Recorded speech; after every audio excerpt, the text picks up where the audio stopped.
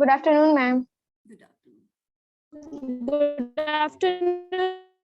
Good afternoon.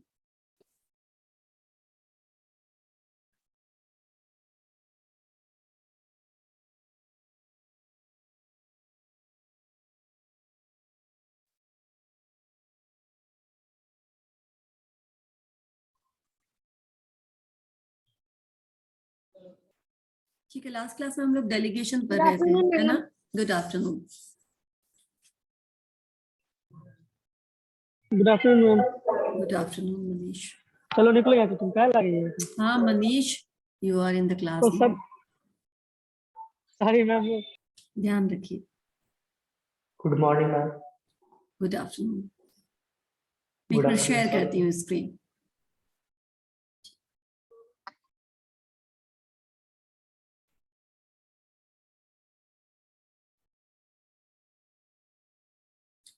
Okay, start करते हैं. बाकी के बच्चे लाइक अभी तक आए, ज्वाइन नहीं किए, maybe they are in different class.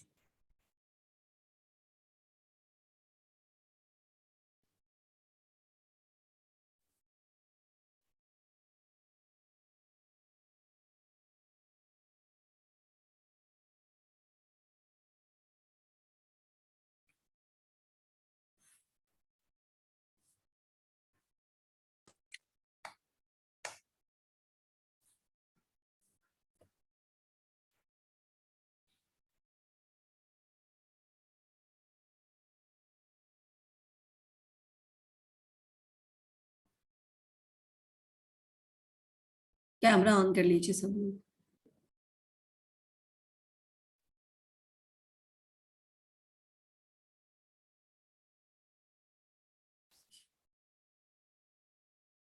ठीक है, डेलीगेशन में कहाँ तक हो गया था? एक मिनट में ये सब तो हो गया था. इंपॉर्टेंस ऑफ डेलीगेशन मेरे ख्याल से शुरू करना था आज. Is it so? Hand raise करके कोई बताओ.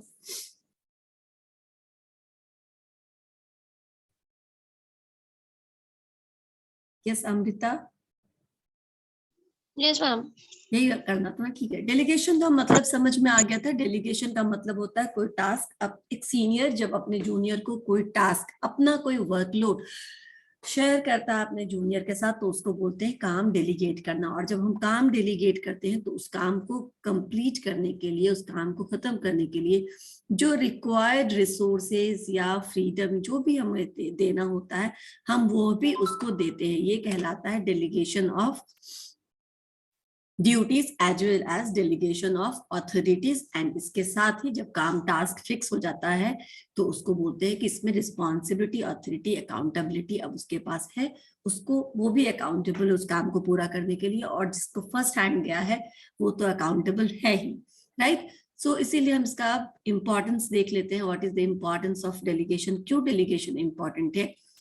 सबसे पहले तो डेलीगेशन हम नहीं करेंगे तो एक आदमी अकेला सारे काम को कर नहीं पाएगा, तो काम ही खत्म नहीं होगा, राइट? इसीलिए भी उसको इनेबल कर, उसको देना पड़ता है, किसी और के साथ शेयर करना पड़ता है.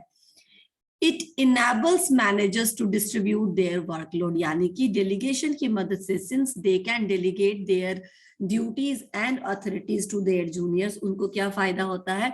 उनको ये फायदा होता है कि वो अपने काम को शेयर कर सकते हैं अपने जूनियर्स के साथ, और काम को लिमिटेड टाइम फ्रेम में अकम्प्लिश या खत्म किया जा सकता है, राइट? आप वर्कलोड रिड्यूस कर सकते हैं. वर्कलोड रिड्यूस कर सकते हैं मतलब जो अननेसेसरी वर्क है, जो उतना इंपॉर्टेंट वर्क नहीं है, वो कोई और भी कर सकता है, आप उसको डेलीगेट कर सकते हैं. तो आपके ऊपर से जो मेन रिस्पॉन्सिबिलिटी का आपका काम रहेगा, आप उसी पे फोकस कर पाएंगे. सेकेंड इंपॉर्टेंस है, delegation facilitates quick decision making. क्यों क्विक डिसीजन मेकिंग? क्योंकि जब आप ट्रांसफर करते हो अपने काम, तो ऑब्वियसली उस पॉइंट पे ट्रांसफर किया जाता है जिस पॉइंट, जो सबसे नजदीकी पॉइंट होता है काम से, ठीक है ना? वर्क, जैसे कि मैं बताती हूँ कि अगर एचआर मैनेजर कुछ काम डेलीगेट करेगा तो वो असिस्टेंट एचआर मैनेजर करेगा, जो उसके सबसे नजदीकी पोजीशन है उस काम को करने के बाद, ऑथराइज है उस चीज के लिए, उसी को वो अपना काम डेलीगेट करता है. ठीक है, तो वो चूंकि काम के क्लोजर पोजीशन पे काम को डेलीगेट किया जाता है, जहां पे जिसको काम करना है उसके बहुत क्लोजर पॉइंट पे उस जो रहते हैं लोग उसको काम दिया जाता है। इसीलिए क्या होता है, डिसीजन मेकिंग बहुत इजी हो जाता है। वो समझता है कि यहाँ पे क्या प्रोज एंड कौन से कैसे मैं काम को करूंगा तो काम हो पाएगा। इसीलिए डिसीजन मेकिंग आसान हो जाता है क्योंकि वही आदमी उस काम को करने में इन्वॉल्व है। दोनों पॉइंट समझ में आया या कोई डाउट है? ओके। थर्ड है, delegation helps to improve the job satisfaction, motivation and morale of subordinates. यानी कि डेलीगेशन करके आप अपने एम्प्लॉयज का या सबऑर्डिनेट्स का उनको मोटिवेटेड रख सकते हो, उनके मोरल को हाई कर सकते हो और उनसे उसको जॉब सेटिस्फैक्शन भी मिलेगा। कैसे? Whenever some senior delegate some task to their junior, they delegate the task of their own status. वो अपने रैंक का, अपने पोजीशन का टास्क क्या करते हैं, कुछ टास्क असाइन करते हैं अपने सबऑर्डिनेट्स को। तो सबऑर्डिनेट्स को दो तीन चीज लगता है। एक तो लगता है कि ट्रस्ट है हमारे सीनियर को हमारे ऊपर कि हम ये काम को अच्छे से कर सकते हैं। दूसरा, उसको थोड़ा सा हायर लेवल का काम सीखने का मौका मिलता है तो उसके मोरल को बूस्टअप मिलता है और उससे उसको जॉब सेटिस्फैक्शन भी होता है उस काम को करके, राइट। तो इससे क्या होता है, जो आपके सबऑर्डिनेट्स होते हैं वो बेहतर फील करते हैं, वो मोटिवेटेड या उनका जो मोरल होता है वो हाई होता है। थर्ड, डेलीगेशन है, ये तो हो चुका है। फोर्थ पॉइंट अभी देखते हैं। फोर्थ पॉइंट क्या है? By clearly defining authority and responsibility. जब काम को डेलीगेट किया जाता है यानी किसी को काम दिया जाता है, राइट, तो उसको हम क्या करते हैं, जिस तरीके का हम काम देते हैं उतनी रिस्पॉन्सिबिलिटी और उस काम को पूरा करने के लिए ऑथोरिटी वेल डिफाइंड होता है। तो मैनेजर इससे क्या करते हैं, मैनेजर और सबऑर्डिनेट्स के बीच में एक अच्छा रिलेशनशिप बनता है। क्यों? क्योंकि कोई कंफ्यूजन नहीं है, बिल्कुल वेल डिफाइंड है कि तुमको क्या काम दिया गया, उसके लिए तुमको क्या क्या डिसीजंस खुद से लेने हैं। ठीक है, दोनों चीज दिए गए हैं तो इससे क्या होता है, रिलेशनशिप अच्छा रहता है मैनेजर और सबऑर्डिनेट के बीच में। अगर सिर्फ टास्क दे दिया जाए, ऑथोरिटी ना दिया जाए तो भी कंफ्यूजन, कितना टास्क किसको दिया गया ये क्लियरली डिफाइन नहीं हो तो भी कंफ्यूजन। इसीलिए अंडरस्टैंडिंग को बढ़ाता है between the manager and subordinates. क्योंकि जब भी कोई सीनियर आपको काम देता है तो क्या होता है, जब कोई सीनियर आपको काम देता है तो वो काम कैसे करना है ये भी समझाता है। इससे क्या होता है कि आप लोग कम्युनिकेट करते हो और कम्युनिकेशन जितना अच्छा होगा इतने अच्छे रिलेशनशिप्स डेवलप होंगे मैनेजर और सबऑर्डिनेट्स के बीच में। अगर कम्युनिकेशन गैप है, नहीं है या बिल्कुल नहीं है या फिर थोड़ा बहुत है, इससे क्या होगा कि आपके कम्युनिकेशन बेहतर नहीं हो पाएंगे। आपको हमेशा कुछ ना कुछ डाउट्स रहेगा जो आप क्लियर नहीं कर पाएंगे क्योंकि आपको लगता है कि मैं डाउट्स कैसे क्लियर करूं, मैं तो इतनी बातचीत नहीं होती। समझ में आया? तो डेलीगेशन से चूंकि बातचीत बढ़ता है, कम्युनिकेशन बढ़ता है सबऑर्डिनेट्स और मैनेजर्स के बीच में, इसलिए उनके रिलेशनशिप से भी ज्यादा इंप्रूव्ड होते हैं, ज्यादा स्ट्रांग होते हैं। Next point, delegation binds the formal organisation together. यानी कि फॉर्मल ऑर्गेनाइजेशन में जब आप डेलीगेट करते हैं तो क्या होता है, आप लगभग एक साथ आते हैं। क्यों एक साथ आते हैं? क्योंकि नॉर्मली टॉप लेवल मैनेजमेंट का कोई मतलब नहीं होता है लोअर ऑर्डर से, लेकिन जब टॉप लेवल मैनेजमेंट या मिडिल लेवल मैनेजमेंट काम को अपने नीचे के सबऑर्डिनेट से डेलीगेट करता है तो क्या होता है, दे कम क्लोजर। ठीक है ना, उनके बीच में जो बातचीत है वो ज्यादा बढ़ती है, फंक्शनली वो ज्यादा जुड़ते हैं एक दूसरे से। इससे क्या होता है कि देयर रिलेशनशिप इंप्रूव होता है। इसे पहले में भी कहा है कि मैनेजर्स एंड सबऑर्डिनेट्स का रिलेशनशिप इंप्रूव होता है। क्यों? क्योंकि कम्युनिकेशन इंप्रूव्ड है। ओके, नेक्स्ट है delegation enables manager to obtain the specialized knowledge and expertise of subordinates. Yes, ये भी important है। जैसे जैसे हम डेलीगेट करते हैं किसी टास्क को अपने जूनियर को, हमको धीरे धीरे समझ में आता है अपने जूनियर्स के स्पेसिफिक स्किल्स के बारे में जो लगभग वो नहीं यूज होता था इस ऑर्गेनाइजेशन में, या जिस स्किल के बारे में उसने कभी बताया नहीं है। जैसे जैसे आप काम करेगा आपको पता चलेगा, अच्छा ये इतना इफिशिएंट है, अच्छा ये इतना कॉम्पिटेंट है, ये भी कर सकता है, ये भी कर सकता है। So manager come to know कि what are the other talents, what are the hidden skills which is there in their subordinates में क्या क्या है ऐसे स्किल जिसको वो और अच्छे से यूज कर सकता है। And finally Delegation helps to ensure continuity in business because managers at lower levels are enabled to acquire valuable experience in decision making. जब आप delegate करने के लिए responsibility किसी को delegate करके देते हैं, किसी को कोई task assign करते हैं और उतनी ही responsibility देते हैं, तो वो क्या करता है, वो उस काम को कैसे खत्म करेगा ये खुद निर्णय लेता है। निर्णय लेने से क्या होगा कि उसको डिसीजन मेकिंग में धीरे धीरे कॉन्फिडेंस होगा। And decision making is a very important thing. Most of the people don't want to make decisions. उनको लगता है कि अगर ये गलती हो गया तो सारा जो गलत होने का वो है वो मेरे ऊपर आ जाएगा। लेकिन डिसीजन मेकिंग करना चाहिए तो सो दैट कि धीरे धीरे कैपेबल हो जाए और उनमें मैनेजरियल स्किल आ जाए। और मैनेजरियल स्किल आ जाएगा तो क्या होगा कि आप लॉन्ग टर्म में उसको प्रमोट कर सकते हैं, लॉन्ग टर्म में उसको हायर रिस्पॉन्सिबिलिटी का काम दे सकते हैं। यानी it's a type of executive development programme. जितना डेलीगेशन करोगे, जितना हायर ऑर्डर का काम उसको थोड़ा थोड़ा दे करके सिखाओगे, उतना ज्यादा सबऑर्डिनेट कॉम्पिटेंट होता चला जाएगा और फ्यूचर के किसी भी टास्क को हायर अथॉरिटी को अगर वो बीमार है या वो छुट्टी पे चले गए या वो रिजाइन कर दिए तो उस पोजीशन को टेकअप करने के लायक हो जाएगा। आपको ढूंढना नहीं पड़ेगा एम्प्लॉयज कहीं बाहर से। आपने अपने एम्प्लॉयज को, एग्जिस्टिंग एम्प्लॉयज को ही इतनी अच्छी ट्रेनिंग दी है थ्रू डेलीगेशन कि वो सारे काम कर सकते हैं। इंपॉर्टेंस में कहीं कोई डाउट है तो पूछिए आप लोग।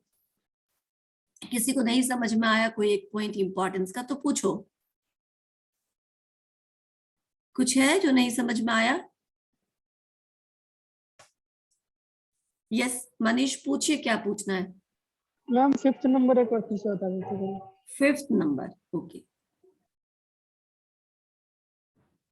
Delegation binds formal organisation together. Binds करने का क्या मतलब हुआ? उनको ज्यादा नजदीक लाता है, ज्यादा क्लोज लाता है, एक दूसरे के साथ लाता है। कब साथ लाएगा? जब सीनियर को जूनियर से सिर्फ इतना ही मतलब है कि तुमने क्या काम किया, फीडबैक दो, ये करो वो करो, तो आप ज्यादा डिस्कस नहीं करेंगे। लेकिन जब सीनियर आपको बुलाएंगे और बोलेंगे ये काम मैं तुम्हें देना चाहता हूँ, ये काम करना पड़ेगा, क्या तुम करोगे? तो वो आप बोलेंगे हाँ करेंगे, ठीक है। वो आपको काम असाइन करेंगे, फिर आपको वो समय समय पे बुला के फीडबैक लेंगे, कैसा हो रहा, कुछ दिक्कत तो नहीं, कुछ पूछना है तो पूछो, कुछ क्लैरिटी लेनी है तो लो, या सब कुछ चल रहा अच्छा या कहीं कोई मुश्किल है। इससे क्या होगा कि लगातार आपके बीच में, यानी कि मैनेजर्स और सबऑर्डिनेट्स के बीच में लगातार क्या होगा, कम्युनिकेशन होने लगेगा, जिससे उनके बीच के रिलेशनशिप्स अच्छे होंगे, बेहतर होंगे।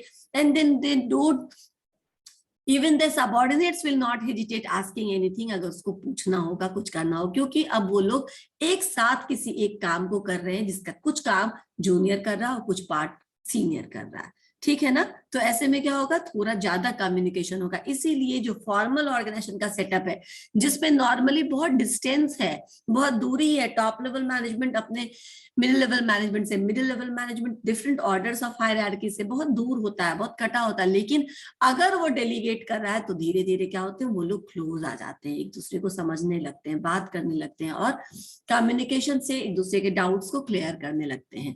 तो ज्यादा ट्रांसपेरेंसी और ज्यादा अच्छा रिलेशनशिप होता है ऑर्गेनाइजेशन में with the help of delegation. Clear? ठीक है। नेक्स्ट, डेलीगेशन का अभी हम लोगों ने इंपॉर्टेंस देखा ना। प्रोसेस ऑफ डेलीगेशन बिल्कुल सिंपल है, इसमें भी ज्यादा स्टेप्स नहीं है, 4 स्टेप्स ही हैं। प्रोसेस में भी क्या करना होता है, सबसे पहले result, what result is expected from the subordinates.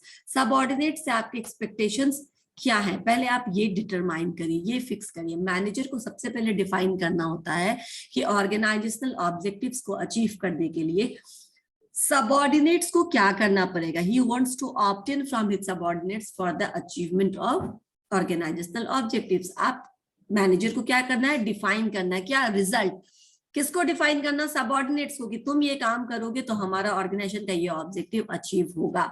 समझ में आया? ये चीज डिटरमाइन करना पहला काम है जो सीनियर्स करेंगे, जो डेलीगेटर्स करेंगे, ठीक है। डेलीगेटर्स विल डिफाइन द रिजल्ट, कि एक्चुअली मुझे क्या, कितना मुझे गोल उससे चाहिए, कितना रिजल्ट मुझे उस काम से चाहिए।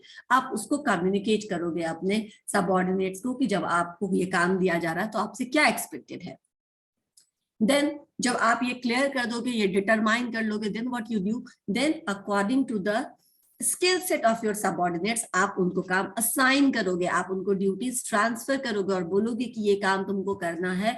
और ये डेलीगेशन होता है on the basis of qualification, experience, aptitude of the subordinates का क्या क्वालिफिकेशन, उनके पास क्या स्पेशल ऐसा स्किल सेट है जिससे आपको लगा कि वो ये काम कर सकते हैं। ये सब चीज देखने के बाद, या उनको कितने सालों का एक्सपीरियंस है इस काम को करने के लिए, क्या वो कर पाएंगे या नहीं कर पाएंगे, ये सब कुछ देखने के बाद आप क्या करते हैं, अपने सबऑर्डिनेट्स को वो काम असाइन करते हैं। तो ड्यूटीज को असाइन करने से पहले आप उनके क्वालिफिकेशंस, उनके एक्सपीरियंसेस को ध्यान में रखते हैं कि क्या ये कर पाएगा, या अगर वो नहीं भी कर पाएगा, उसने पहले कभी नहीं भी किया है, तो आप छोटा सा टास्क देके देखते हैं कि वो कर पाता है कि नहीं। अगर वो कर लेगा तो उससे थोड़ा बड़ा काम देंगे, सो दैट कि आप भी कॉन्फिडेंट हो पाइएगा कि आप किसी ऐसे टॉम डिक एंड हैरी को नहीं ट्रांसफर कर रहे हैं काम, आप किसी होनहार आदमी को ही काम दे रहे हैं जो कर सकता है। ठीक है, एक आध बार गलतियां भी होगी तो उससे भी सीख लेगा, ठीक है, लेकिन तब बहुत हाई प्रायोरिटी वाला काम नहीं देंगे जिसकी गलतियों से बहुत ज्यादा लॉस या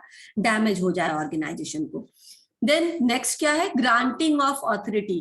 जब आपने रिजल्ट क्या एक्सपेक्टेड है ये डिफाइन कर लिया, ड्यूटीज जो असाइन करनी थी वो ड्यूटीज असाइन कर दी on the basis of the specific skill set that the individual possess. अब आपको क्या करना है, वो रिस्पॉन्सिबिलिटी को पूरा करने के लिए जितनी ऑथोरिटी चाहिए वो एडिक्वेट ऑथोरिटी भी आप ट्रांसफर करते हो उस सबऑर्डिनेट को जिसको आपने काम ट्रांसफर किया, जिसको आपने रिस्पॉन्सिबिलिटीज या ड्यूटीज ट्रांसफर की, उसको आप क्या करते हैं, ऑथोरिटीज देते हैं। मैं बताती हूँ, ऑथोरिटी मतलब सिंपल है कि उस काम को करने के लिए जो भी फ्रीडम चाहिए, जो भी रिसोर्सेज चाहिए, जो भी डिसीजन मेकिंग लेना है, आप उनको इनेबल करते हो कि you can do all these things, right. उसी काम से रिलेटेड लिमिटेड ऑथोरिटी आप ट्रांसफर करते हैं, बहुत ज्यादा नहीं करेंगे, बहुत कम भी नहीं करेंगे, इतना ही करेंगे कि वो काम हो जाए, ठीक है। And then final step क्या, creating accountability and for performance, यानी जब काम आपने किसी को असाइन किया है तो now you're holding somebody accountable। जब काम आपको दिया गया तो now you become accountable for that particular task। किस एक्सटेंट तक अकाउंटेबिलिटी है उसकी, ये डिपेंड करता है किस एक्सटेंट तक उसको ड्यूटीज एंड रिस्पॉन्सिबिलिटीज असाइन की गई है। समझ में आया? कितना ज्यादा उसकी जिम्मेदारी होगी तो जितने ज्यादा की उसको जिम्मेदारी दी जाएगी। मान लो कि तुम्हारे अकाउंट में 5 लाख आना है, लेकिन तुमने किसी को 50,000 का चेक दिया था जो नहीं ट्रांसफर हुआ, तो जिसको तुमने 50,000 का चेक दिया था उसकी अकाउंटेबिलिटी कितनी है, 50,000 तक की ही रहना या पूरे 5 लाख की हो जाएगी। समझ में आया? बस मैं समझाने के लिए एग्जाम्पल दे रही हूँ। तो जिसको आपने जितना काम दिया है उतना ही, हेलो, हाँ दे आइए ऊपर जाके।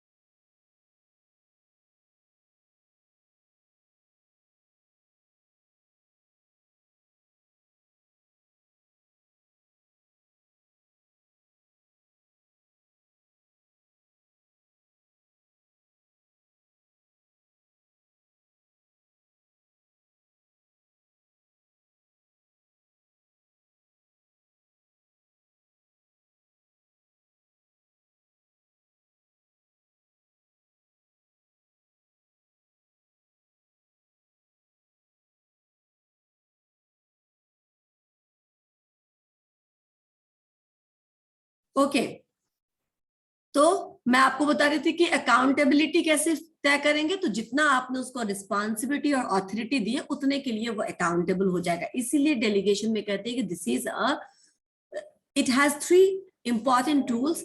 It consist of what, authority, responsibility and accountability.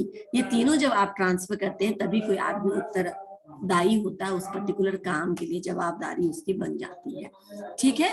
And और ये तीनों इंटरडिपेंडेंट है। इंटरडिपेंडेंट मतलब एक दूसरे से जुड़े हुए हैं। जैसे कि आप जितनी बड़ी रिस्पॉन्सिबिलिटी दे रहे हैं, एक मिनट अमृता, जितनी बड़ी जिम्मेदारी दे रहे हैं उतना ही अधिक आप ऑथोरिटी दे रहे हैं और उतना ही आप अकाउंटेबिलिटी उसको ट्रांसफर कर रहे हैं।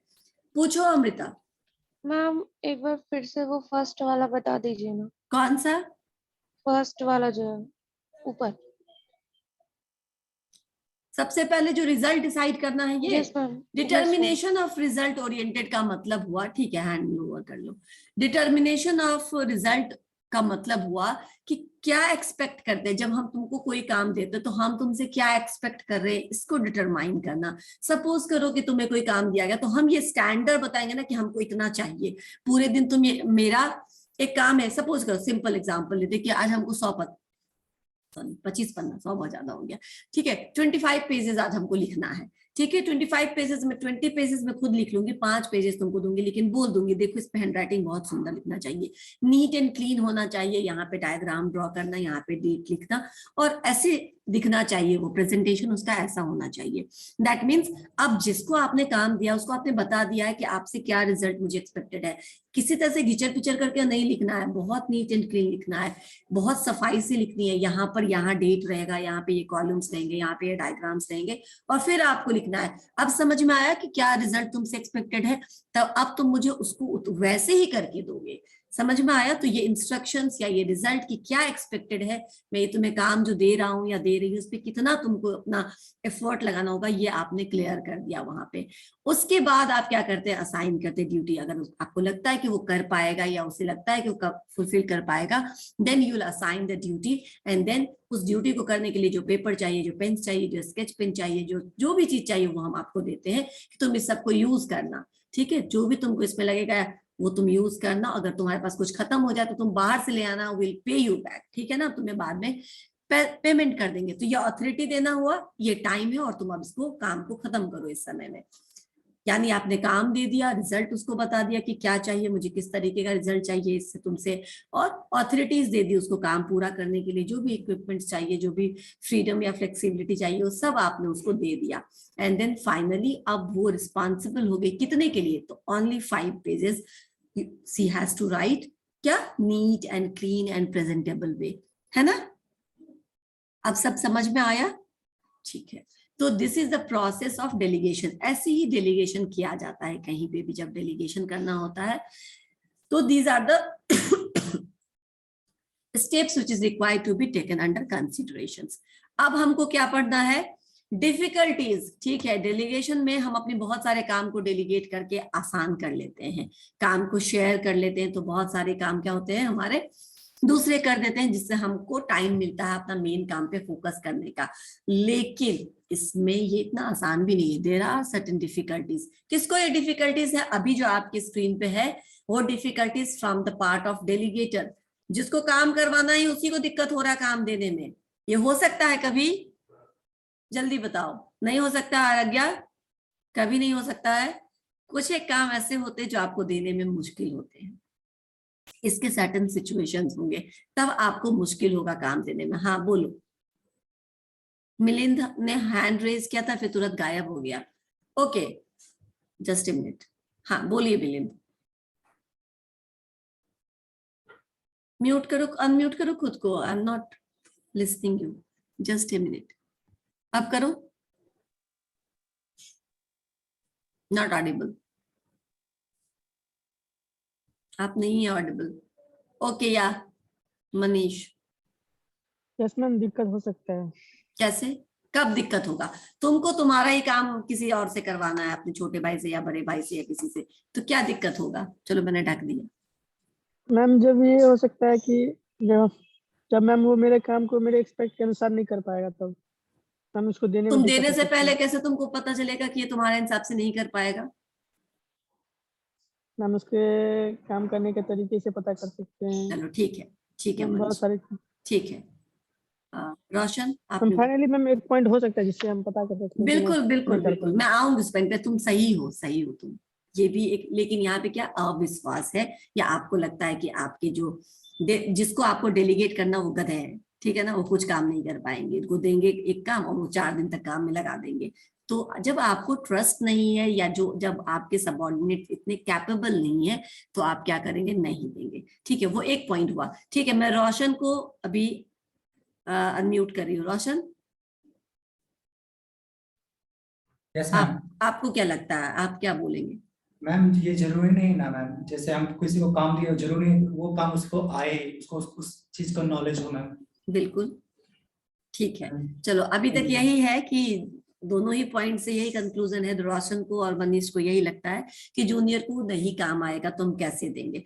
ठीक है, और कोई पॉइंट? ये भी एक है, एक पॉइंट ये है। और अक्षरा, रोशन हाथ अब नीचे कर लो। मैम एक काम को करने में अक्षरा दोनों। पहले कैमरा ऑन करो।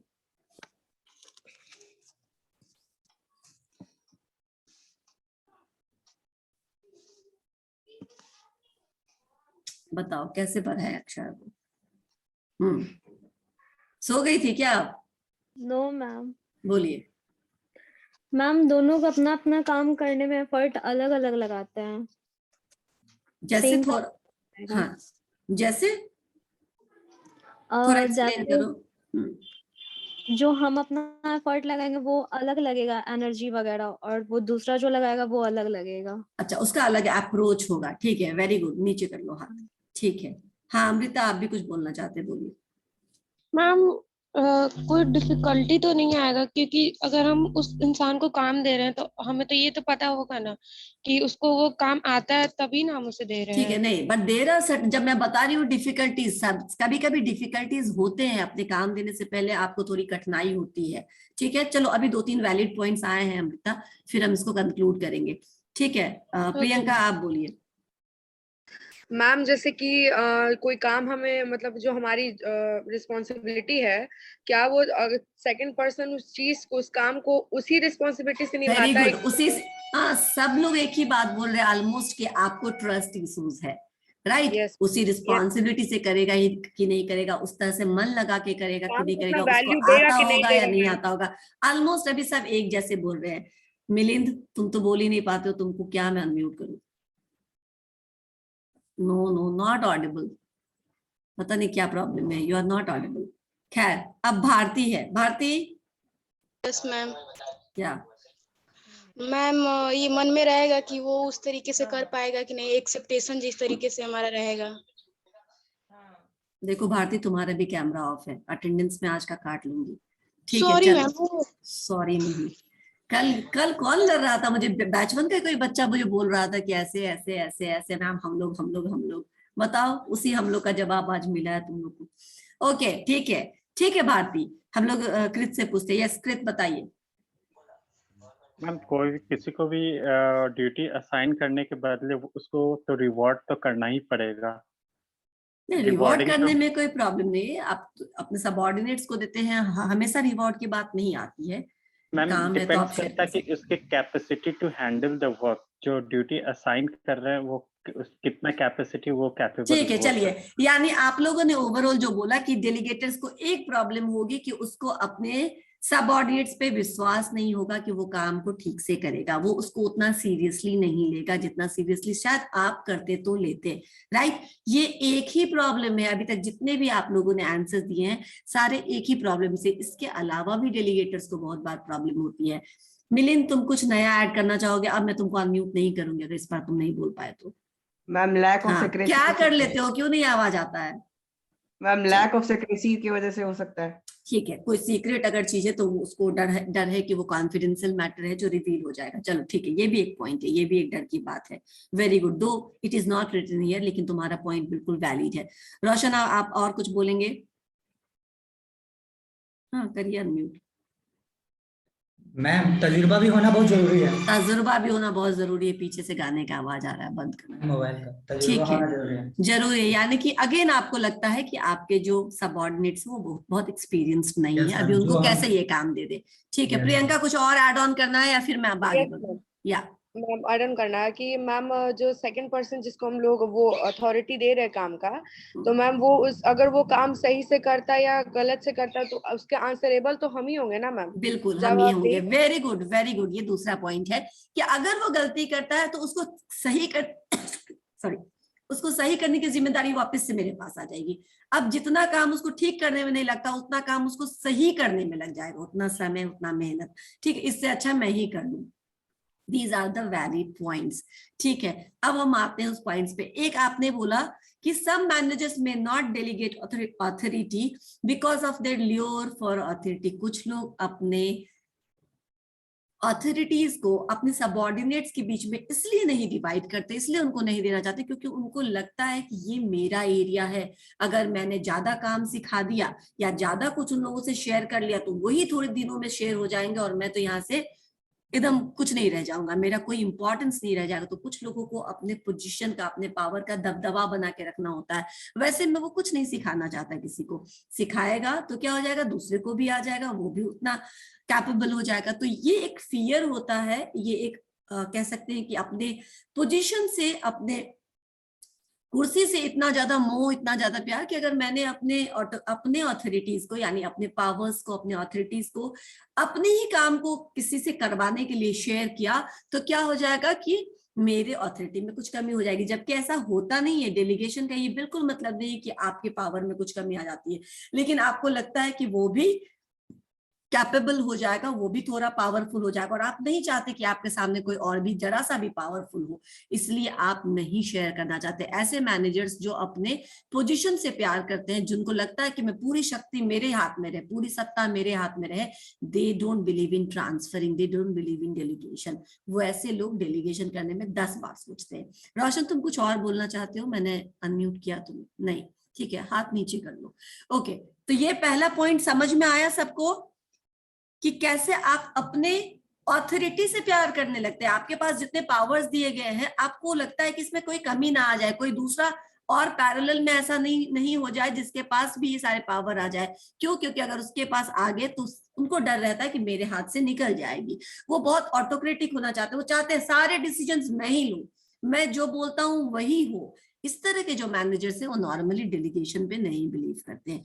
लेकिन आप बिलीव करें ना करें, काम एक बार इतना आ जाएगा कि आपको डेलीगेट करना ही पड़ेगा। समझ में आया? कुछ लोग ऐसे होते हैं जो हमेशा चाहते हैं कि मेरा प्रेजेंस फील हो, और वो तब फील होगा जब उस चीज का कैसे वो चीज सुलझाया जाए वो सिर्फ मुझी को आता रहे। तो जब सिर्फ हम ही को आएगा तो लोग सब मेरे पास आएंगे। अगर मैंने डेलीगेशन के थ्रू अपने जूनियर्स को भी वो ज्ञान दे दिया, वो शिक्षा दे दी, तो धीरे धीरे वो भी कॉम्पिटेंट हो जाएंगे, फिर मेरी पावर में कमी आ जाएगी। इस वजह से भी लोग डेलीगेट नहीं करना चाहते। फर्स्ट पॉइंट जो आप लोगों में से किसी ने नहीं बोला, ये एक अप्रोच है। देखिए, आप सबको ट्रस्ट का इशू है, आप सब लोग ट्रस्ट नहीं कर रहे, और ये इशू चलिए आगे बढ़ते हैं, फिर मैं बताऊंगी कि किस पॉइंट पे मैं खुद को रिलेट करती हूँ उस जगह से। सेकंड है, some managers feel that none can do the job as well as they can do. जो अभी तुम लोगों ने में से किसी ने कहा था कि दूसरा, शायद प्रियंका ने बोला था कि सबऑर्डिनेट उस काम को उतना सीरियसली नहीं लेगा तो फिर गड़बड़ हो जाएगा। करेक्ट हो आपको ऐसा लगता है, मैनेजर्स को ऐसा फील होता है।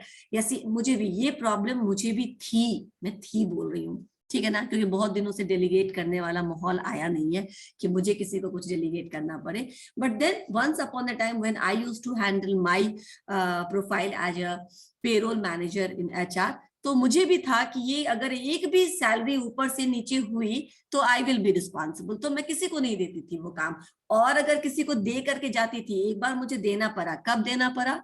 जब आपको देना ही है, मजबूरी हो। मैंने कहा था ना, एक मजबूरी भी, कोई बच्चा मुझसे पूछ रहा था, पता नहीं BBA में कहा था या BCA में कहा था, somebody आस्किंग मी कि ये मजबूरी कैसे है मैम? ये मजबूरी है कि मुझे मेरी शादी के लिए छुट्टी चाहिए थी, राइट? और उस समय था सैलरी का टाइम, तो मैंने जितना शीट पे काम किया उतना किया। उसके बाद मुझे हैंड ओवर करना था अपने दूसरे कलीग को कि तुम इसके बाद कर लेना, ठीक है।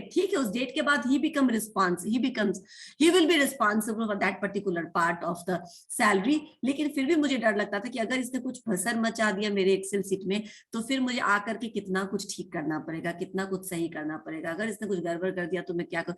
हर बार उसको फोन कर करके ये करो, ये वहां है, और मोर देन जो एक तो प्रोटेक्टिव हो जाता अपने काम के प्रति, वो एक मेरे अंदर भी डर था कि कुछ गलती हो गया अगर, तो मुझे बहुत मेहनत करना पड़ेगा उसको ठीक करने के लिए। और इस फियर से मैं नहीं करना चाहती थी, लेकिन मजबूरी, मैंने इसीलिए परसों या कल बोला था सामने कि एक मजबूरी भी है कि आपको ट्रांसफर करना पड़ेगा, क्योंकि आपको भी तो छुट्टी चाहिए, आपका भी तो कभी कोई इमरजेंसी सिचुएशन आ सकता है। In that particular situation you have to delegate. तो मुझे भी डेलीगेट करना पड़ा, लेकिन कुछ गड़बड़ नहीं हुआ। ये सब आपके अंदर होता है, ये सब हम अपने दिमाग में भर के रखते हैं कि I am so important, I am doing so neatly, मेरा काम बहुत अच्छा होता है, परफेक्शन के साथ होता है।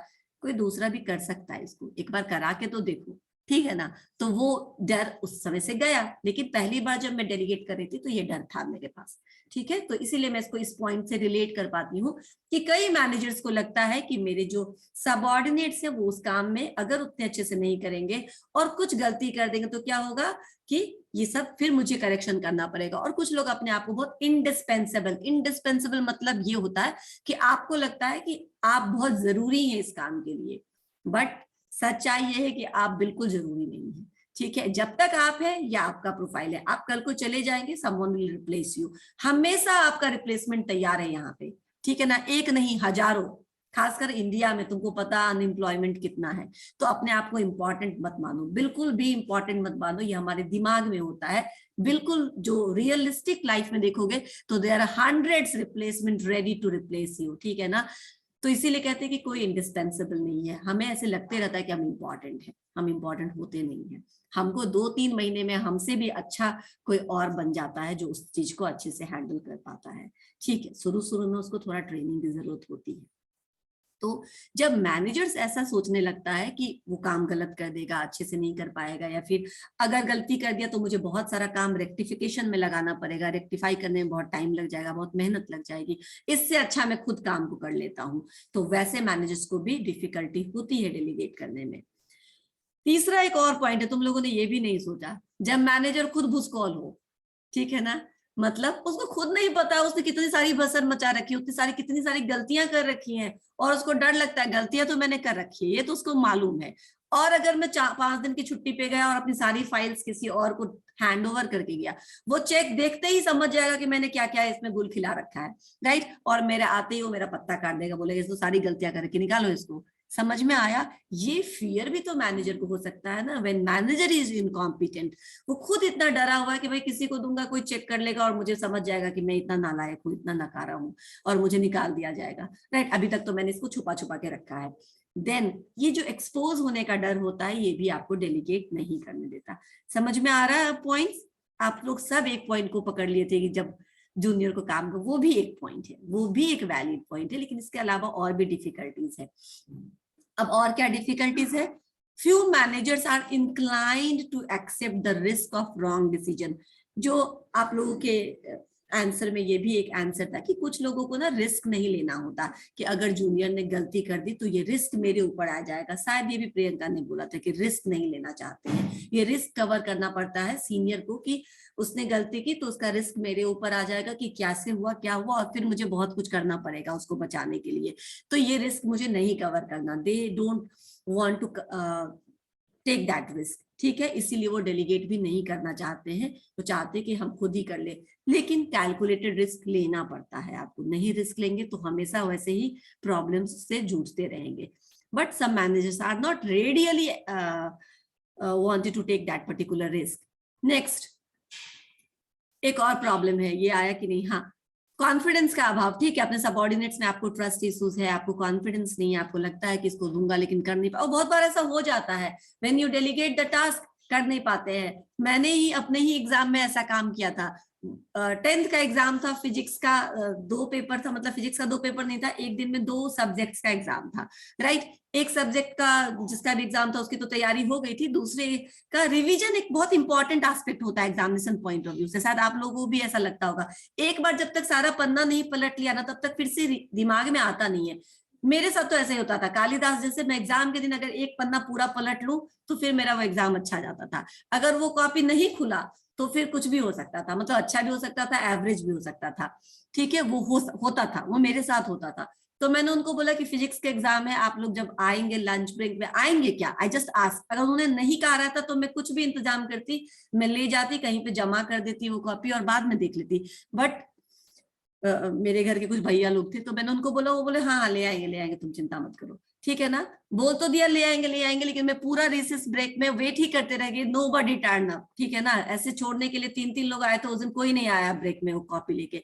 फिर मेरा एग्जाम जैसा जाना था वैसा ही गया, ठीक है, मतलब मैंने देखा ही नहीं तो कैसा जाएगा, जैसा याद था, जो भी याद था वो लिखा होगा। मैंने उनसे पूछा आप लोग आए क्यों नहीं, आप लोगों को इतना इंपॉर्टेंट मैंने काम दिया था, इसकी वजह से मेरा एग्जाम ये नहीं आया, जो भी दिक्कत हुई मैंने बताया। तो बोले अच्छा, हम लोग थोड़ा जोर घटा करने लगे थे। बाद में पता चला वो लोग जोर से मूवी देखने चले गए थे उस बीच में। तो दिस इज हैपेंस, वो सीरियसली नहीं लिए मेरे काम को ना, उनको लगा कि हो जाएगा, ऐसे ही भूति पढ़ने का आदत हो गया, कुछ करने का आदत हो गया, एग्जाम से पहले कौन पढ़ता है, जो तैयारी होगा वही लिख देगी। ये सब होते हैं ना हमारे आर्ग्यूमेंट्स अपने आप को समझाने का। तो buddy came with that particular thing. तो आपको क्या होता है, आप ये रिस्क नहीं लेना चाहते हैं ऑर्गेनाइजेशंस में कि इस तरीके का बिहेवियर हो किसी का, जो कमिटमेंट तो कर दे लेकिन उसको फुलफिल करने में सक्षम नहीं हो, या नहीं करने के लिए इतना विलिंगनेस शो करे, तो भी डर होता है मैनेजर्स को काम असाइन करने में, कॉन्फिडेंस की कमी आ जाती है। समझ में आया कि आपको अपने सबऑर्डिनेट्स या जिसको भी आप डेलीगेट करें उस पर आपको कॉन्फिडेंस नहीं है कि वो करेगा, वो उतनी सीरियसली लेगा उस चीज को। नेक्स्ट है क्या पॉइंट है ये? A manager is not likely to delegate authority when he can not issue suitable directions. ये बहुत बड़ा प्रॉब्लम है। ये प्रॉब्लम है कि जब आप ठीक से कन्वे नहीं कर पाते हैं अपना मैसेज या कम्युनिकेट नहीं कर पाते हैं खुद को, कोई भी चीज जब आप किसी को हैंड ओवर करोगे कि ये काम आपको करना है, तो आप इंस्ट्रक्शंस दोगे या नहीं दोगे? अगर आप इंस्ट्रक्शंस देने में मात खा जाते हो, आपको सही से इंस्ट्रक्शन नहीं देने आता है, तो क्या होगा? वो काम गड़बड़ हो जाएगा। तो देखो कई बार होता है, लोगों से तुम फोन पर पूछो, अब तो खैर गूगल मैप का जमाना है, लोग मैप करके पहुंच जाते हैं कहीं से कहीं, लेकिन एक टाइम था कि लोग पूछते थे कि कहाँ आना है, मुझे पूछते हैं ना। तो few peoples are so good in their communications and instructions कि वो आपको इतना अच्छा से इंस्ट्रक्शन देते हैं कि आप सीधा उनकी जगह पे पहुंच जाते हो, राइट? आपको कुछ भी किसी से नहीं पूछना पड़ता, इतना क्लियर आपको रास्ता बता देते हैं। और कुछ लोग बोलते हैं हाँ वहां आना, वहां से दाएं ले लेना, वहां से बाएं ले लेना, फिर तुम एक वहां मिलेगा, फिर वहां से तुम सीधे आ जाना। अब कुछ भी बोलते हैं, ठीक है ना। वो इतना कंफ्यूज हो जाते हैं कि वो बार बार फोन करते तब भी नहीं समझ में आता, तो फिर बोलते अच्छा रुको मैं खुद आता हूँ लेने के लिए। That means what? अब मैं तुमको नहीं समझा पा रहा हूँ, मैं वहां से आकर के तुमको ले लूंगा, तुम वहीं पे रुकना। Means he is not capable of giving you perfect instructions. वो अच्छे से आपको कम्युनिकेट नहीं कर पा रहा है रास्ता। तो ऐसे ही मैनेजर्स भी तो होते हैं जिनको कभी कभी इंस्ट्रक्शंस देने में कठिनाई होती है, जो सही से बता नहीं पाते, समझा नहीं पाते कि काम आखिर है क्या, ठीक है। तो वो भी सोचते हैं जितना देर में हम इसको समझाएंगे उससे अच्छा है कि हम इस काम को खुद ही कर ले। ये तो इतना बार पूछेगा कि पक जाएंगे बताते बताते। प्रॉब्लम आपकी है कि आप इंस्ट्रक्शन नहीं दे पा रहे, लेकिन आपको लगता है कि ये भी प्रॉब्लम उसी की है कि वो समझ नहीं रहा है। जब समझाओगे तब तो समझेगा। समझ में आया?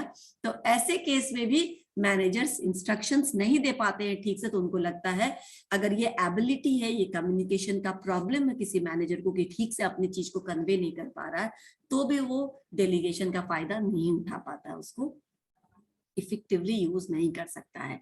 एंड 7th क्या है? Effective delegation requires adequate control and a means of knowing the proper use of authority. ये भी बिल्कुल सही है। देखो ये सब कुछ हम, मुझे इसलिए हंसी आ रही है क्योंकि मेरे अंदर भी ये सब चीजों की कमी है। समटाइम्स एट माय होम, ठीक है, सब लोग रहते हैं, मतलब मेरे साथ क्या होता है कि मैं लोग, जो मास्टर होता है वो अपने सर्वेंट्स को इंस्ट्रक्शंस देते हैं, राइट, और वो उनसे काम करवा लेते हैं। कौन कितना अच्छा मास्टर हो सकता है वो डिपेंड करता है कि वो कितने अच्छे से अपने कंट्रोल को एक्सरसाइज करता है अपने सर्वेंट के ऊपर, ठीक है ना, बैलेंस वे में। मैं ये बैलेंस वे की बात कर रही हूँ, ओवर कंट्रोल तो अच्छी बात नहीं है, पर एक किस तरीके से आप काम निकलवाते हैं अपने सबऑर्डिनेट से या अपने सर्वेंट से। मेरा क्या होता है कि मैं ही उनके बात मान लेते हैं, हाँ ठीक है अभी नहीं करना, ठीक कल कर लीजिएगा। मैं जोर जबरदस्ती से, मैं बहुत ज्यादा कंट्रोल नहीं कर पाती हूँ, तो धीरे धीरे क्या होता है कि 6 महीने में वो लोग मुझे कंट्रोल करने लगते हैं और मैं ठीक है करने लगती हूँ।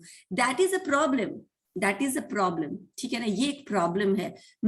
अगर मेरे साथ घर में ये होता है तो बहुत लोगों के साथ ऑर्गेनाइजेशन में ऐसा होता होगा ना कि वो अपने आप को ठीक से अपने जूनियर से इफेक्टिवली उनको डांट नहीं पाते होंगे, ठीक से उनको समझा नहीं पाते होंगे ठीक से, और फिर उनको लगता है कि इसको बोलेंगे और ये गड़बड़ कर देगा और मैं तो कंट्रोल कर नहीं पाता हूँ। समझ में आया? देखो एक ये भी केस है, लोग कहते हैं ना कि कुछ लोगों को पैसा मांगने नहीं आता, मतलब आपने लोन दे दिया लेकिन आपको फिर वापस नहीं मांगा जाता है। होता है कुछ लोगों का ये, कुछ लोगों की ये दुर्गुण कि वो अपना ही दिया हुआ पैसा मांगने में उनको शर्म आता है कि हम कैसे मांगे उससे, राइट। अगर आप में ये है तो आप यही करोगे, ठीक है ना। अगर आपने काम दिया है और अपने काम को देख नहीं पाओगे, कंट्रोल नहीं कर पाओगे, तो what happen? You will not be able to effectively delegate your work, क्योंकि तुम्हारा जो सबऑर्डिनेट वो he will take you for granted, है ना। वो आपको फॉर ग्रांटेड ले लेगा, ये क्या करेगी, ये क्या करेगा, कुछ नहीं बोलता है, ये तो कुछ नहीं डांटता है, तो हमको जो मन होता है करेंगे, नहीं होता तो छोड़ देंगे। ऐसे में डेलीगेशंस में डिफिकल्टी आएगी या नहीं आएगी? आएगी। तो ये सारे प्रॉब्लम्स किस साइड से हैं? जिसको डेलीगेट करना है उसी साइड से है, जिसको काम करवाना उसी को लग रहा है कि ये सारी डिफिकल्टी है। जब तक वो इसके ऊपर नहीं जाएगा तब तक वो काम को इफेक्टिवली डेलीगेट नहीं कर पाएगा। मैं बार बार इफेक्टिवली डेलीगेट कर रही हूँ, इसका मतलब क्या हुआ कि आप अच्छे से जो काम आप देंगे उसका वैसा ही रिजल्ट आए, ये चीज आप इंश्योर नहीं कर पाइएगा, ठीक है ना। जब आप में ये सारी प्रॉब्लम्स नहीं रहेगी तो आप अच्छे से दे पाइएगा, ठीक है ना, अच्छे से काम को करवा पाइएगा। नाउ इसका एक और पार्ट है, ये क्या है? सबऑर्डिनेट्स के पार्ट में भी तो कुछ ना कुछ डिफिकल्टी होती है, ठीक है ना। नॉन एक्सेप्टेंस ऑफ डेलीगेशन, यानी सबऑर्डिनेट क्या करेंगे? या तो एक्सेप्ट नहीं करेंगे या फिर एक्सेप्ट नहीं करने के लिए दिखाएंगे कि ये एटलीस्ट वो अपना दूसरा रास्ता ढूंढेंगे कि मुझे ना मिल जाए ये काम, मुझे ना करना पड़े ये काम। कब होगा ये? जब सबऑर्डिनेट्स को लगता है कि ये जो काम मुझे दिया जा रहा है इसका तो मुझे एबीसी भी नहीं आता, ये क्या बोल रहे हैं सर, मुझे तो कुछ नहीं आता। बिल्कुल लैक ऑफ कॉन्फिडेंस, बिल्कुल काम का आप एबीसी भी नहीं जानते, you are feeling lack of confidence, that time you don't want to accept that particular work, ठीक है ना? क्योंकि ठीक है भाई थोड़ा बहुत काम दोगे हायर लेवल का तो कर लेंगे, लेकिन इतना हायर लेवल का काम मेरे कुछ समझ में ही नहीं आ रहा है कि करना कैसे है, तो वो नहीं लेना चाहेगा। क्यों? क्योंकि उसको अपने ऊपर कॉन्फिडेंस नहीं है कि मैं इसको कर पाऊंगा। दूसरा प्रॉब्लम सबऑर्डिनेट के साइड से क्या होगा, वो कब काम नहीं करना चाहेगा? when subordinates are unwilling to accept authority due to the desire to play safe by depending on the boss, ठीक है ना? हमने आपको थियरी एक्स और थियरी वाई तो बताया ही है। थियरी एक्स के पीपल क्या करते हैं, कोई डिसीजन, काम सब जानते हैं, काम सब कर देंगे लेकिन कोई डिसीजन नहीं लेंगे। क्यों? क्योंकि उस काम का अगर कॉन्सिक्वेंसेस आउटकम गलत हो गया तो उनकी जिम्मेदारी हो जाएगी, और अगर कोई दूसरा बोलेगा उनको ऐसे काम करो और वो करेंगे और तब भी गलत होगा तो जिम्मेदारी किसी और की होगी। तो वो सेफ, प्ले सेफ करना चाहते हैं कि मेरा नाम ना आए। समझ में आया? समझ में आया? तो जो ऐसे सबऑर्डिनेट्स होते हैं जो हमेशा अपने आप को सेफ, एक सेफ जोन में रखना चाहते हैं कि मैं ना फंसूं, वो हमेशा चाहते हैं कि मुझे इंस्ट्रक्शंस मिले। दे लव स्पून फीडिंग, ठीक है ना? मुझे जो बताया जाएगा मैं वही करूंगा, मैं अपना दिमाग नहीं लगाऊंगा। क्यों? क्योंकि अपने दिमाग लगाने से रिस्क आता है और रिस्क में नहीं लेना चाहता, ठीक है? तो इसलिए भी वो अनविलिंग होंगे टास्क को एक्सेप्ट करने से पहले, क्योंकि सब डेलीगेशन के साथ तो आपने अथॉरिटी पे दिया, तुम खुद डिसीजन लो, खुद काम करो, तो ये हम करना नहीं चाहते हैं। नेक्स्ट, सबऑर्डिनेट को ये भी फियर हो सकता है कि अगर उससे गलती हो गई, ठीक है ना, अगर वो काम ले लेगा लेकिन गलती होगी तो लोग क्रिटिसाइज करेंगे, लोग उसकी शिकायत करेंगे, बुराई करेंगे। ये जो जजमेंट का एक डर होता है, फियर होता है, बीइंग जजमेंटल, ठीक है ना, कि कोई मुझे जजमेंट कर लेगा, कोई मेरे लिए गलत ओपिनियन बना लेगा कि मैं ये नहीं जानता, मैं वो नहीं जानता, इससे अच्छा है कि ये काम मैं करूं ही नहीं, है ना? तो क्रिटिसाइज के डर से बॉस मेरा क्रिटिसाइज करेंगे या बॉस समझ लेंगे कि मैं इतना इनइफिशिएंट हूँ, मैं इनइफिशिएंट बोल रही हूँ, इफिशिएंट नहीं, मैं इतना ज्यादा इस काम करने के लायक भी नहीं हूँ, तो मुझे अच्छा नहीं लगेगा। इसीलिए अच्छा है कि ये सब काम करो ही मत, अपना रूटीन काम करो, जाओ, ये सब ज्यादा इधर उधर में मत रहो, नहीं तो काम अगर अच्छा हुआ तो ठीक है, नहीं खराब हुआ तो फिर तुम्हारा इमेज सारा बना बनाया खराब हो जाएगा। ये एक फियर होता है किसको? सबऑर्डिनेट्स को, इसलिए वो भी एक्सेप्ट नहीं करना चाहता है। Fourth, when the subordinates are already overburden, ये सारे तो चलो ठीक है, मैं ये मानती हूँ कि ये तो आपकी फियर की बात है, आपको अपने आप ऊपर कॉन्फिडेंस नहीं है, तो ये बात हुई। या फिर आप अपने आप को एक्सप्लोर नहीं करना चाहते, कुछ चैलेंजिंग रोल एक्सेप्ट नहीं करना चाहते क्योंकि आपको लगता है कि लोग आपकी क्रिटिसाइज करेंगे, या आप सेफ रहना चाहते हो, ये सब तो एक दूसरी बात हुई। These are the real reasons subordinates क्यों नहीं डेलीगेशन एक्सेप्ट करना चाहते। उनके पास खुद बहुत सारा काम है, 7-8 घंटे है या 10 घंटे की ड्यूटी है, उसमें 10 घंटे वो खुद पूरा बुक है, ठीक है ना, कभी उनको खाना खाने की फुर्सत नहीं है। ऐसे में उनको तुम और डेलीगेट करोगे तो वो कैसे हैप्पीली एक्सेप्ट करेंगे, राइट? अगर वो खुद ओवरबर्डन्ड है, and this is a very, कह सकते हो कि जेन्युइन रीजन है ये, ठीक है ना, कि इफ सबऑर्डिनेट्स आर ओवरबर्डन तो तुम्हारे बर्डन को वो कैसे शेयर करेंगे? अगर वो फ्री रहेंगे तब तो तुम्हारे बर्डन को शेयर करेंगे, तुम्हारे वर्कलोड को शेयर करेंगे, क्योंकि उनको लगेगा भी कि चलो शेयर करने से मुझे कुछ सीखने का मौका मिलेगा। बट उनको तुमने ऑलरेडी इतना काम दे रखा कि he is not able to accept your additional task. तो ऐसे में सबऑर्डिनेट क्या करेगा? नहीं लेना चाहेगा, क्योंकि उसके पास बहुत सारा काम है, वो वही काम नहीं खत्म कर पा रहा है, एडिशनल कैसे ले ले। Next, subordinates are likely to avoid delegation when adequate information, working facilities and resources are not available. देखो, काम करने में तो कोई दिक्कत नहीं, बहुत सारे लोगों के मुंह से तुम ये सुनते होगे, काम करने में तो कोई दिक्कत नहीं, लेकिन तुम्हारा मशीन जो है ना वो बहुत खराब है, पहले उसको ठीक कराओ तब हम तुम्हारा काम करेंगे। Means what? मैं तुम्हारा एडिशनल काम भी एक्सेप्ट करता हूँ, मुझे कोई दिक्कत नहीं है, लेकिन तुम्हारे जो इंफ्रास्ट्रक्चर है, तुम्हारी जो रिसोर्सेज है, तुम्हारे जो फैसिलिटीज है वो सही नहीं है, मैं उस पर काम नहीं कर सकता। वो 1 घंटे के काम को 5 घंटे में खत्म करता है, फिर मैं कैसे काम करूंगा? समझ में आया पॉइंट? अगर आपके रिसोर्सेज, अगर आपके इंफ्रास्ट्रक्चर, जिस चीज को यूज करके उसको वो काम करना है, वो अगर सही स्थिति में नहीं है, ठीक से उसका मेंटेन्ड हालत में उसको नहीं रखा गया है, और आप उनको काम दे रहे हो, तो वो ये शिकायत करेगा ना कि मैं काम तो कर दूंगा लेकिन तुम्हारा सब कुछ टूटा फूटा है, इस पे काम होता नहीं है। समझ में आया? तो ये जब नहीं रहेगा तो भी सबऑर्डिनेट बोलेगा कौन लेगा इतना काम, तुम्हारा कुछ ठीक नहीं है, हमसे नहीं होगा ये काम, पहले उसको ठीक कराओ फिर हमारे पास आना, हम काम कर देंगे, राइट?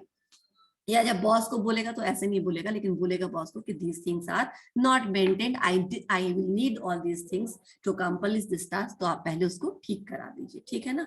उसको ठीक करवा दीजिए, करा दीजिए ना, ठीक करवा दीजिए, जो भी उसमें करना है वो सब कुछ ठीक रहेगा तो काम हो जाएगा, नहीं तो काम होने में दिक्कत होगा।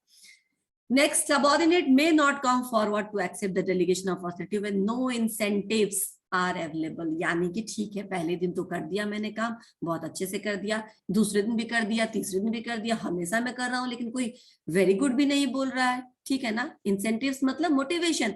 जब आपको बार बार किसी का काम आप करके दे रहे हैं लेकिन कोई आपको थैंक यू तक नहीं बोल रहा है, तो फिर आप क्यों काम करेंगे, राइट। तुम पैसा मत दो, तुम प्रमोशन मत दो, कम से कम मुझे अच्छे वर्ड्स तो बोलो, राइट। तभी तो मैं, कुछ तो मुझे इंसेंटिव्स मिलना चाहिए। देखिए आपके अड़ोस पड़ोस में ही कोई बोल देता है, आजकल मैं देखती हूँ ग्रामीण इलाकों में या फिर जो छोटे शहरों में सभी पेरेंट्स ऑलमोस्ट अलोन रह गए, सबके बच्चे जो बड़े हो गए सब बाहर चले गए, नौकरी वोकरी करते हैं, दे बिकम डिपेंडेंट, बहुत सारी चीजों के लिए वो डिपेंडेंट हो जाते हैं आजू बाजू के छोटे छोटे बच्चों पे जो आजकल काम संभाल रहे हैं, ठीक है ना। तो उनको बोले कुछ काम करने के, ठीक है वो बच्चा कर देगा, 1 दिन कर देगा, 2 दिन कर देगा, 4 दिन कर देगा। अरे रोज रोज ये अंकल करा रहे, एक दिन चॉकलेट खाने का भी पैसा नहीं देते, क्यों करूं मैं इनका काम, मैं नहीं करूंगा। ऐसा होता है ना।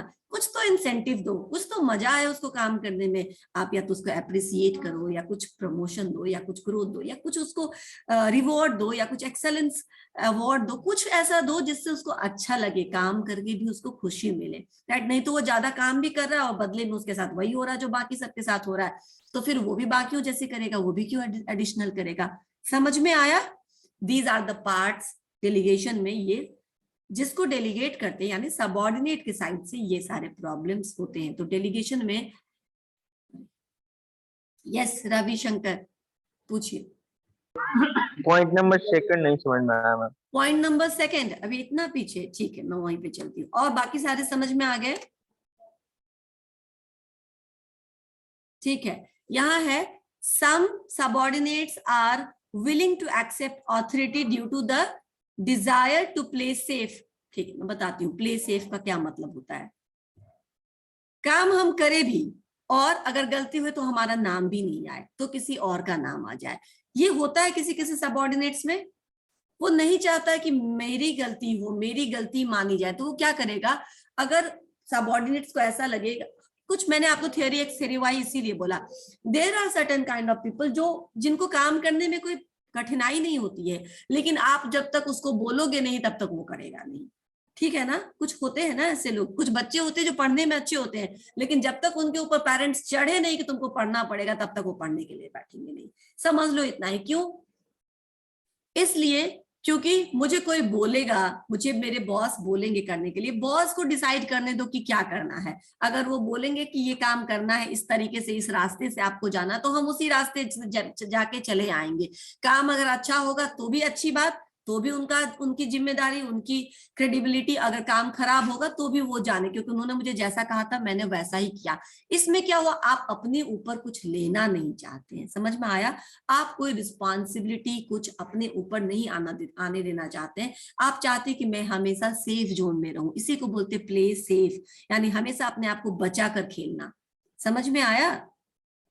अपने बचाव देखते हुए। हमेशा ऐसा नहीं होता है। जब आपको काम दिया जाता है तो sometimes you have to come at the front, ठीक है ना। आप चैलेंजेस एक्सेप्ट करते हैं, तो हमेशा अपना बचाव देखेंगे तो आप फिर काम को इजीली एक्सेप्ट नहीं कर पाएंगे। क्लियर हुआ रवि? ठीक है, ओके। अब ये दोनों पॉइंट खत्म हो चुका है, तो नेक्स्ट हम लोग नेक्स्ट क्लास में करेंगे इसके बाद का जो भी बचा। Today we actually we basically discuss the process of delegation and what are the difficulties in delegation from the manager point of view and from the subordinates point of view। इसमें किसी को और कोई मुश्किल है और कुछ जानना है? नहीं, ठीक है। अटेंडेंस ले लेती हूँ मैं थोड़ी देर, म्यूट ही रहो। एक मिनट देखो, तुम लोग सब स्क्रीन देख लो और देख लो कि कितने बच्चे गायब है स्क्रीन से, ठीक है ना। I will not entertain any complain later on. देख लो, दिख रहा है 91, 80, 45 सबके हालत दिख रहे हैं ना। यू कैन ऑल सी, ठीक है। नंदनी, संजना,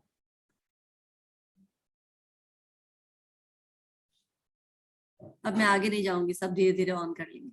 मुझे मालूम है। ओके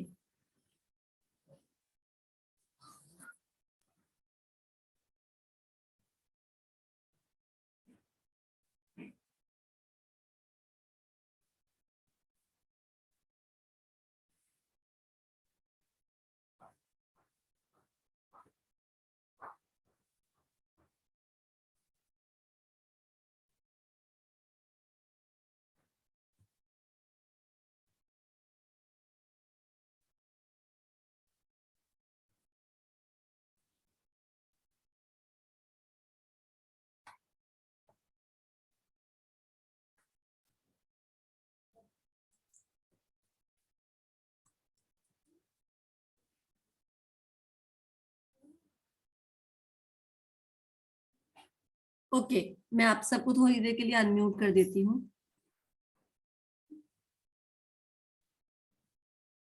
बैच 1 से अटेंडेंस ले रही हूँ, बोलना शुरू करेंगे। 1 2 3 yes ma'am 3 4 5 Yes, ma'am. 5. 6 Yes, ma'am. 6. 7 Yes, ma'am. 8 Yes, ma'am. 9 Present, ma'am. 9. 10 Present, ma'am. 10 10 है क्या क्लास में? 11 12 13 14 15 Present, ma'am. 15. 16 16 Present, ma'am. 17 Present, ma'am. 18 Yes, ma'am. 19 Yes, ma'am. 20 20 21 Present, ma'am. 22 Present, ma'am. 23 24 25 24 absent है। 25 Yes, 26 ma'am. Absent. 26 present, ma'am. 27 28 28 29 30 31 Yes, ma'am. 31. 32 33 Yes, ma'am. 34 35 36 Ma'am, 36 the mic on here. 37 okay 37 38 38 39 39 present, ma'am. 40 हाँ Present, 41 ma'am. 40% okay 41 Yes, ma'am. 42 43 Yes, ma'am. 44 yes ma'am 45 46 45 is there? No? Yes ma'am 46 yes ma'am Yes, 44 ma'am.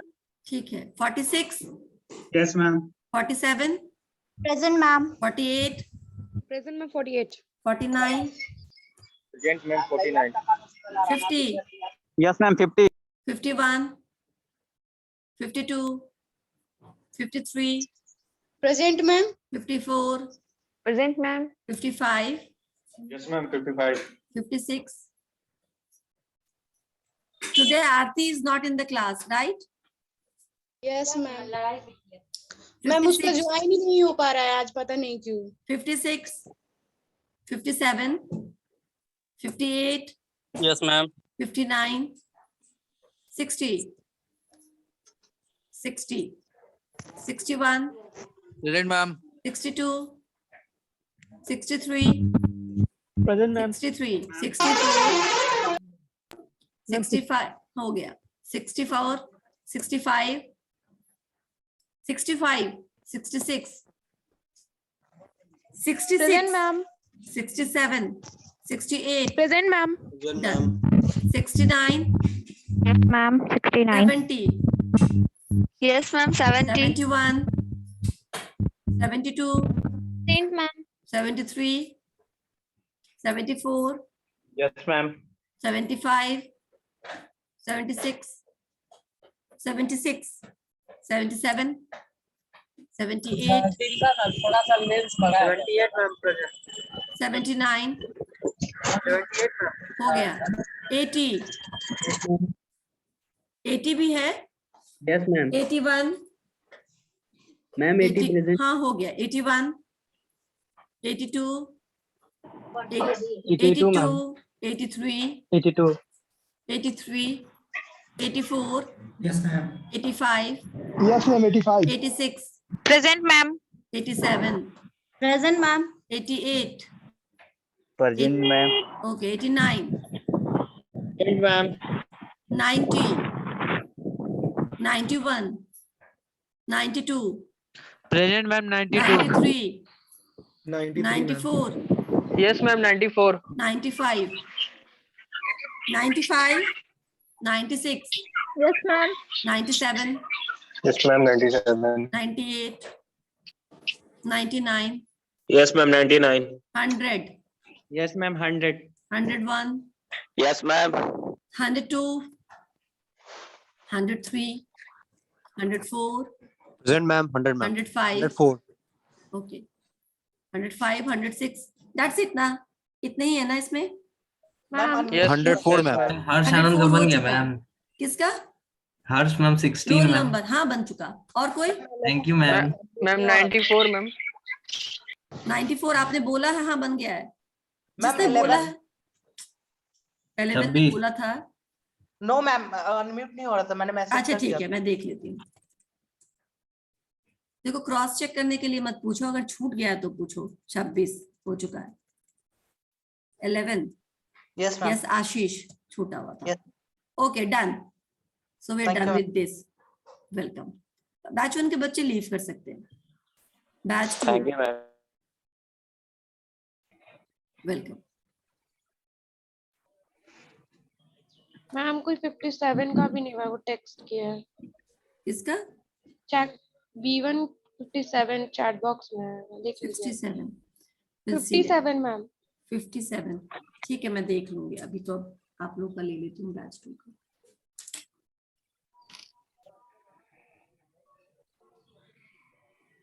Ma'am मेरा actually disconnect हो गया था last moment पे।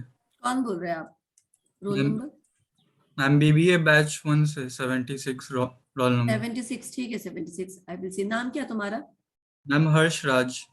हर्षराज ठीक है Yes. 57 बोल रहे हैं और 76 आई विल चेक ठीक है मैं दोनों का कर दूंगी ठीक है thank you.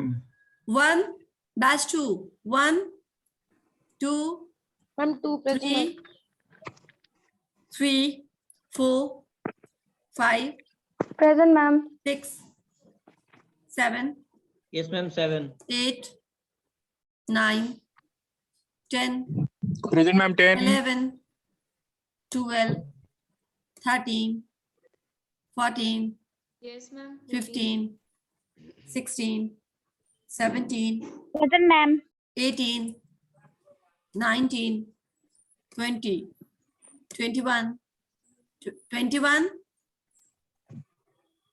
not in the class 22 23 24 24 yes ma'am 25 present ma'am 26 present ma'am 27 27 28 ma'am Yes, 27 ma'am, का बना 28. लीजिए मैम, उसका माइक डिस्कनेक्ट हो गया 28 okay Yes, ma'am, 28. 29 29 Ma'am, 28 हो 30 गया. बस बार बार क्यों मैम पूछते हो 27 यस मैम 30 हो चुका 30 मैम 31 27. हाँ हो गया 27 मुझे किसी ने बता दिया 30 मैम 30 हो चुका 31 32 यस 31 मैम है क्या 31 है no 32 yes ma'am 33 yes ma'am 34 35 36 present ma'am 37 38 yes ma'am 39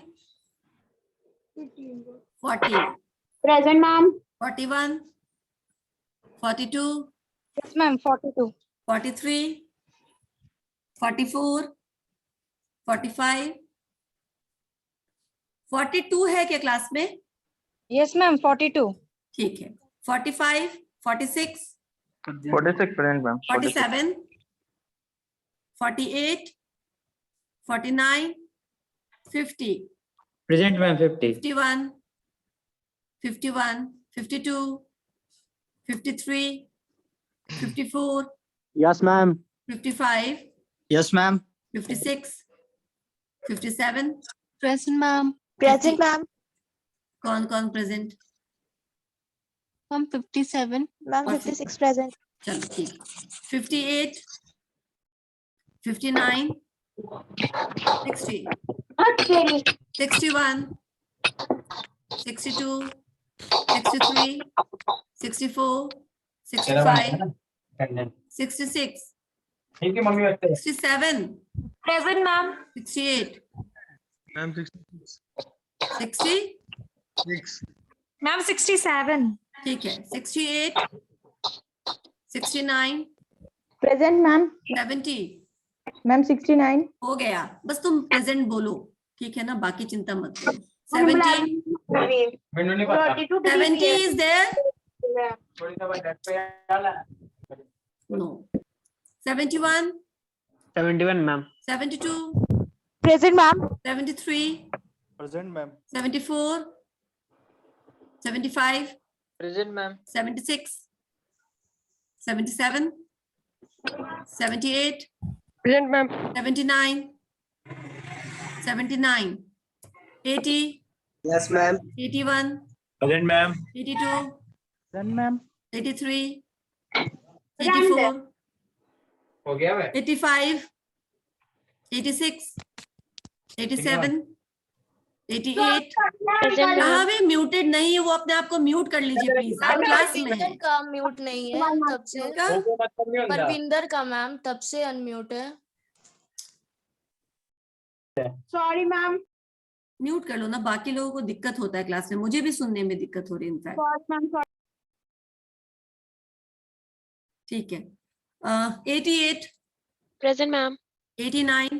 present ma'am. 90. 90 ma'am. Present. 91. Present, ma'am. 92. 93. Present, ma'am. 94. 95. 96. Yes ma'am. 97. 98. 99. 100. 101. 102. 101, ma'am. 101, ma'am. ठीक है. 102. 103. 104. Yes, ma'am. 104. 105. 106. 107. Present, ma'am. 107. Done. 108. Present ma'am. 109. 110. और कोई है क्या 110 के बाद? नो मैम, पर मैम बहुत बच्चों का मैम माइक अनम्यूट नहीं हुआ तो मैम छूटा हुआ अटेंडेंस. कौन से बच्चे का छूटा हुआ है? जल्दी बोलो. मैम रोल नंबर मैम 4 है मैम. एक कोई बोलो. एक सेकेंड. Roll number 4. यस.